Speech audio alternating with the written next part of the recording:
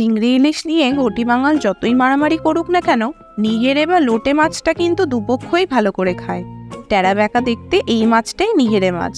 ওজন 700 গ্রাম। একটা মাছের ওজন 700 গ্রাম? আরে না না, সব মাছগুলো মিলিয়ে 700 গ্রাম মতো নিয়েছি, সেটাই বলতে চাইলাম। তাই বলো। প্রথমেই বাড়তি হাত পাগুলো কেটে নিন, আর লেজটাও। যত টাটকা মাছ পাবেন ততই ভালো। মাথাটা পুরোটা কেটে বাদ দিয়ে পেটটাও ভেতর থেকে ভালো করে পরিষ্কার করে নিন। এই দেখুন, পেট থেকে মাছ বেরিয়েছে। বাবা, এত মাছ ছন নেয়।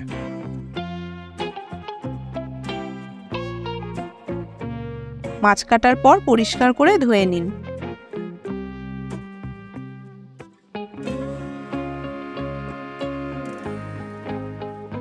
মাছ থেকে জল ঝারিয়ে হাফ টিস্পুন নুন আর অর্ধেক পাতিলেবুর রস মাখিয়ে রেখে দিন। তবে মনে করে লেবুর দানাগুলো ফেলে দেবেন। ভাগ্যিস বললে। এটাকে ফেলে রেখে মশলা কষাতে চলুন। 3 টেবিল স্পুন সর্ষের তেল গরম করে 150 গ্রাম পেঁয়াজ ভাজতে দিলাম। হালকা সতে করব জাস্ট।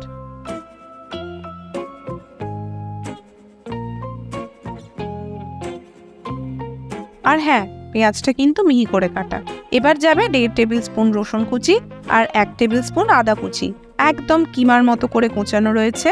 অনেকেই এটা বাটা দিয়ে করে, বাট আমার এইভাবেই ভালো লাগে। 2 মিনিট নেড়ে হালকা রসুন ভাজার গন্ধ বেরোলে একটা টমেটো দিয়ে দিলাম।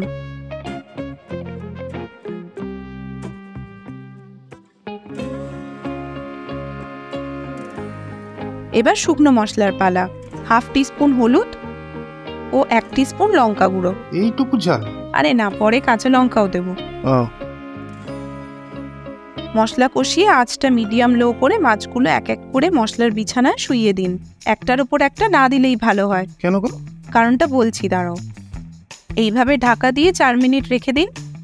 4 মিনিট হয়ে গেলে হালকা হাতে মাছগুলো উল্টে দিন। বেশি নাড়াচাড়া করবেন না। ও আরো 3 মিনিট রাখুন। বাবা, মরুভূমি তো সমুদ্র হয়ে গেল। এবারেই তো আসল কাজ। মাছ থেকে কাঁটা চামচের সাহায্যে কাঁটাগুলো আলাদা করে নেব। যাকে বলে কাঁটা দিয়ে কাঁটা তোলা। একদম। প্রথম প্রথম অসুবিধা হলে আঁচ নিভিয়েও আপনারা কাজটা করতে পারেন।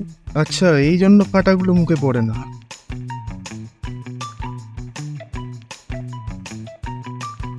কিন্তু এই বাকি চুলের মতো কাঁটাগুলো? তোমার ক্যামেরাতেই যে কাঁটা ধরা পড়ছে না, মুখেতে আবার নাকি ধরা পড়বে। এই ক্যামেরাকে অপমান করবে না। এবার শুধুই জল শোকানোর পালা, মানে নেড়ে নেড়ে হাত ব্যথা করতে হবে। খুব খাটনি। কিন্তু জিভকে খুশি করার জন্য এইটুকু তো করতেই পারো। সেই তো। এই রান্নাটা ঝালঝালি ভালো লাগে, তাই বেশ করে কাঁচা লঙ্কা দিলাম। হ্যাঁ, বেশ করেছো। এই, এবার তুমি একটু কষাও তো, হাত ব্যথা হয়ে গেল আমার। বাবা, গাছে জল দিতে হতো। দাঁড়াও দাঁড়াও, ভুলে গেছি। এই কি শয়তান লোক রে বাবা। খেতে আসুক, দেখাবো মজা। মাছ অনেকটাই শুকিয়ে গেছে। এই সময় টেস্ট করে নুন দেবো। প্রথমেই দেবেন না, কারণ মাছটা কষানোর সাথে সাথে পরিমাণে কমতে থাকে। ঝুড়োর পরিমাণ দেখে নুন দিলে কিন্তু নুন বেশি হয়ে যেতে পারে। আর ম্যারিনেশনেও অল্প নুন ছিল, সেটা খেয়াল রাখবেন। মাছটা রান্না করতে করতে কড়ার গা এবং তলাটা বারবার খুন্তি দিয়ে চেঁচে নেবেন। এবার ঝুড়োটা পুরো শুকনো হওয়া পর্যন্ত নাড়তে থাকুন। আস্তে আস্তে ঝুড়োটা টাইট হয়ে আসবে। এই সময় ধনেপাতা ছড়িয়ে আর একটু নাড়াচাড়া করে নামিয়ে ফেলুন।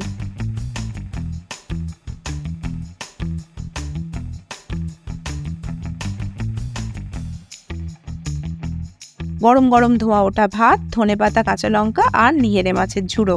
এই আমাকে দাও। হ্যাঁ, দিচ্ছি ভালো করে। এসো, এদিকে এসো।